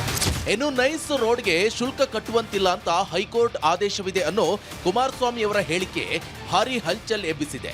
ನೈಸ್ ಟೋಲ್ಗಳ ಬಳಿ ವಾಹನ ಸವಾರರು ನಾವು ಹಣ ಕೊಡಲ್ಲ ಅಂತ ಗಲಾಟೆ ಶುರು ಮಾಡಿದ್ದು, ಸವಾರರು ಸಿಬ್ಬಂದಿ ನಡುವೆ ವಾಗ್ವಾದ ಜೋರಾಗಿತ್ತು. ಯಾವ ಬೇಸಿಕ್ ಮೇಲೆ ನಿಮಗೆ ಟೋಲ್ಗೆ ಇದು ಕೊಟ್ಟಿದ್ದಾರೆ ಸರ್? ನಿಮಗೆ ಲೈಸೆನ್ಸ್ ಕೊಟ್ಟಿದ್ದಾರೆ? ಅಕ್ರಮವಾಗಿ ನೈಸ್ ಸಂಸ್ಥೆ ಟೋಲ್ ಸಂಗ್ರಹ ಮಾಡ್ತಿದೆ ಅಂತ ಆರೋಪಿಸಿ ರಾಜ್ಯ ರೈತ ಹಿತರಕ್ಷಣಾ ಸಂಘದ ಕಾರ್ಯಕರ್ತರು ಗೊಲ್ಲರಹಟ್ಟಿ ನೈಸ್ ರೋಡ್ ಬಳಿ ಪ್ರತಿಭಟನೆಗೆ ಮುಂದಾಗಿದ್ರು. ಕೇವಲ ಪಾವತಿಸಿ ಸಂಚರಿಸುವುದಷ್ಟೇ ಅಲ್ಲ, ಪ್ರಶ್ನಿಸುವುದು ಕೂಡ ನಮ್ಮ ಹಕ್ಕು ಅಂತ ಕಿಡಿಕಾರಿದ್ರು. ಒಬ್ಬ ಸಾಮಾನ್ಯ ವ್ಯಕ್ತಿ ಯಾರೋ ಹೇಳಿದ್ರೆ ಅದನ್ನು ನಂಬಲಿಕ್ಕೆ ಸಾಧ್ಯ ಇಲ್ಲ. ಒಬ್ಬ ಕೇಂದ್ರ ಮಂತ್ರಿ ಹೇಳಿದ್ದಾರೆ ಅಂತ ಹೇಳಿದ್ರೆ ಅದರಲ್ಲಿ ಮಹತ್ವ ಇದೆ. ಹಾಗಾಗಿ ಇವತ್ತು ನಾವು ಆ ಆದೇಶದ ಮೇರೆಗೆ ಹೈಕೋರ್ಟಿನ ಎಲ್ಲ ಒಂದಷ್ಟು ಪೇಜ್ಗಳನ್ನು ನಾವು ನೋಡಿದ್ದೇವೆ. ಏನು ಮೂಲ ಉದ್ದೇಶ ಏನಿತ್ತು, ಭೂಮಿಯನ್ನು ಕೊಡಬೇಕಾದ್ರೆ ನೈಸ್ ಸಂಸ್ಥೆಗೆ ಒಂದಷ್ಟು ಇನ್ಫ್ರಾಸ್ಟ್ರಕ್ಚರನ್ನು ಬಿಲ್ಡ್ ಮಾಡಬೇಕಾಗಿತ್ತು, ಒಂದಷ್ಟು ಸಿಟಿಗಳನ್ನು ಮಾಡಬೇಕಾಗಿತ್ತು. ಸೊ ಈ ಥರದ್ದೆಲ್ಲ ಒಂದಷ್ಟು ಜಾಸ್ತಿನೇ ಇದೆ. ಅದು ಸುಮಾರು 106 ಪೇಜ್ ಇದೆ. ಅದನ್ನೆಲ್ಲವನ್ನು ಮೂಲ ನಿಯಮವನ್ನು ಉಲ್ಲಂಘನೆ ಮಾಡಿರ್ತಕ್ಕಂಥದ್ದು ಮೇಲ್ನೋಟಕ್ಕೆ ಎಲ್ಲವೂ ಕಂಡಿದೆ. ಹೈಕೋರ್ಟು ಕೂಡ ಛೀಮಾರಿ ಹಾಕಿದೆ. ಒಂದೆಡೆ ನೈಸ್ ರೋಡ್ನಲ್ಲಿ ಶುಲ್ಕ ಸಂಗ್ರಹವೇ ಕಾನೂನು ಬಾಹಿರ ಅನ್ನೋ ಚರ್ಚೆ ಇದ್ರೆ, ಮತ್ತೊಂದೆಡೆ ನೈಸ್ ಸಂಸ್ಥೆ ಡಬಲ್ ಹಣ ವಸೂಲಿ ಮಾಡುತ್ತಿರುವ ಆರೋಪ ಇದೆ.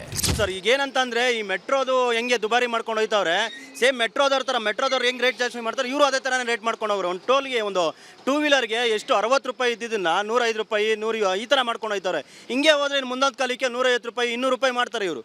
ಎಲ್ಲೋಬೇಕು ಬಡವರು ಎಲ್ಲೋಗಿ ಜೀವನ ಮಾಡ್ಬೇಕು ಹೇಳಿ? ಇದೇ ಥರ ಬರೀ ದುಡ್ಡೆಲ್ಲ ಈ ಥರ ಟೋಲು ಟ್ಯಾಕ್ಸ್ ಅಂತ ಕಟ್ಕೊಂಡು ಹೋದ್ರೆ ನಾವೆಲ್ಲಿ ಜೀವನ ಮಾಡಬೇಕು?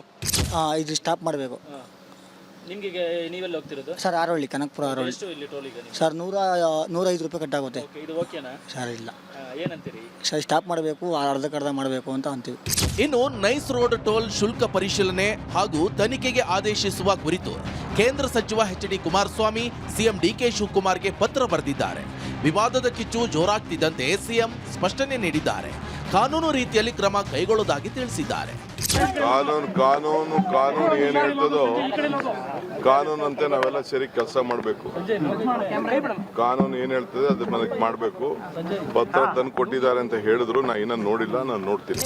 ಇನ್ನಾದ್ರೂ 30 ವರ್ಷದ ನೈಸ್ ಕತೆಗೆ ತೆರೆ ಬೀಳುತ್ತಾ ಸಾಮಾನ್ಯ ಜನರ ಜೇಬಿಗೆ ಕತ್ತರಿ ಬೀಳುವುದು ತಪ್ಪುತ್ತಾ ಇಲ್ಲ ವಿವಾದ ಮುಂದುವರಿಯುತ್ತಾ ಕಾದು ನೋಡಬೇಕಿದೆ.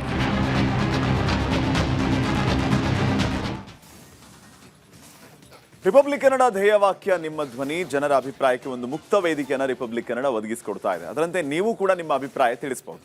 ನೈಸ್ ರಸ್ತೆಯ ಟೋಲ್ ವಸೂಲಿ ನಿಲ್ಲಿಸಬೇಕು ಮತ್ತು ಯೋಜನೆಯನ್ನ ಸರ್ಕಾರದ ಸುಪರ್ದಿಗೆ ಪಡಿಬೇಕು ಅನ್ನೋ ಒತ್ತಡಗಳು ಮುನ್ನೆಲೆಗೆ ಬಂದಿದೆ. ಇದರ ನಡುವೆ ನೈಸ್ ರಸ್ತೆ ಕಾನೂನು ಮೀರಿ ಟೋಲ್ ವಸೂಲಿ ಆರೋಪ ಕೇಳಿ ಬಂದಿದೆ. ಹೀಗಾಗಿ ನೈಸ್ ಟೋಲ್ಗೆ ಕಾಸು ಕೊಡಬೇಕಾ? ಈ ಪ್ರಶ್ನೆ ಈಗ ಎದ್ದಿದೆ. ಈ ಬಗ್ಗೆ ನಿಮ್ಮ ಅಭಿಪ್ರಾಯಗಳನ್ನು ನಮಗೆ ಕರೆ ಮಾಡಿ ತಿಳಿಸಿ.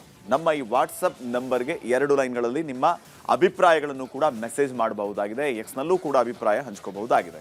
ಇವತ್ತಿನ ಪ್ರಶ್ನೆ ಏನಂತಂದ್ರೆ, ಕಾನೂನು ಮೀರಿ ನೈಸ್ ಟೋಲ್ ವಸೂಲಿ ಮಾಡ್ತಾ ಇದೆಯಾ? ನೈಸ್ಗೆ ಟೋಲ್ ಶುಲ್ಕ ಕೊಡಬೇಕಾ, ಕೊಡಬಾರ್ದು? ಈ ಬಗ್ಗೆ ನಿಮ್ಮ ಅಭಿಪ್ರಾಯಗಳನ್ನು ಹಂಚ್ಕೊಳ್ಳಿ.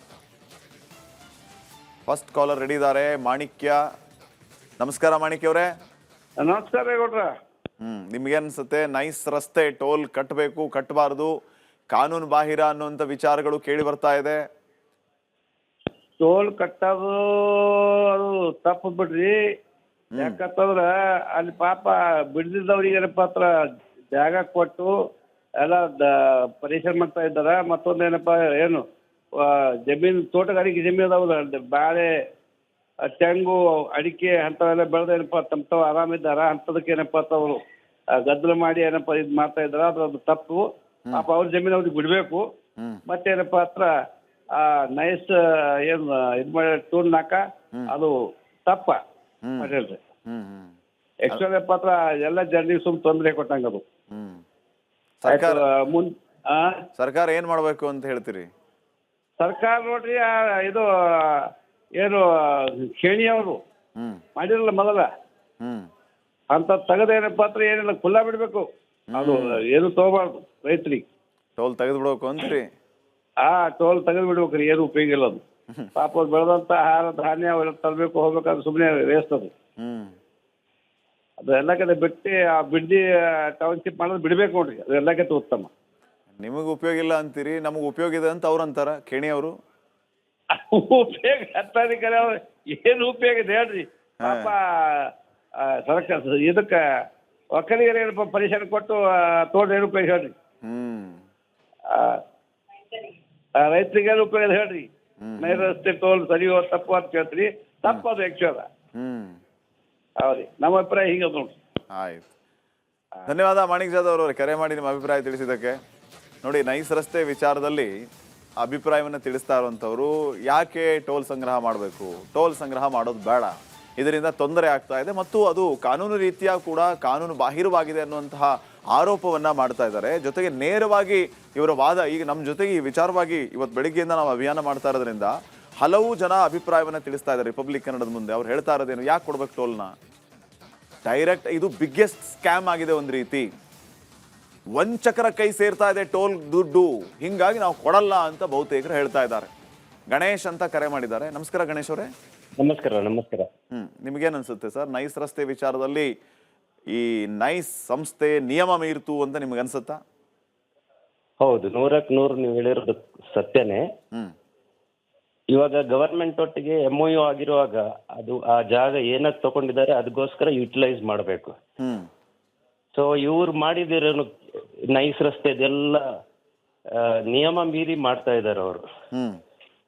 ಟೋಲ್ ಕಟ್ಟಲೇಬಾರ್ದು. ಮತ್ತೆ ಇವಾಗ ರೋಡ್ ಟ್ಯಾಕ್ಸ್ ಕಟ್ತೀವಿ, ಟೋಲ್ ಟ್ಯಾಕ್ಸ್ ಬೇರೆ, ಅಕ್ಕಿ ಬೇರೆ, ಪಡಿ ಬೇರೆ ಆಗ್ತಾ ಇದೆ ಅಲ್ಲಿ. ರೋಡ್ ಟ್ಯಾಕ್ಸ್ ಕಟ್ಟಬೇಕು, ಸಿಟಿ ಒಳಗೆ ಟೋಲ್ ಎಲ್ಲಿ ತಗೊಳ್ಬೇಕು, ಏನಕ್ಕೆ ಕೊಡ್ಬೇಕು ಸಿಟಿ ಒಳಗೆ ಟೋಲ್?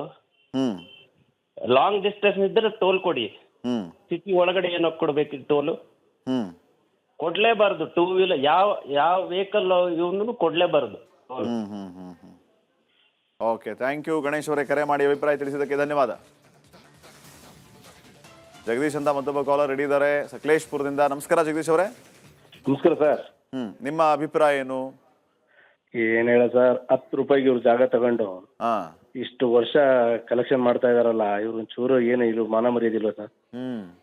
ಏನ್ ಜನಗಳು ದುಡ್ಡು ಅಂದ್ರೆ ಸುಮ್ನೆ ಆಯ್ತಾ ಸರ್?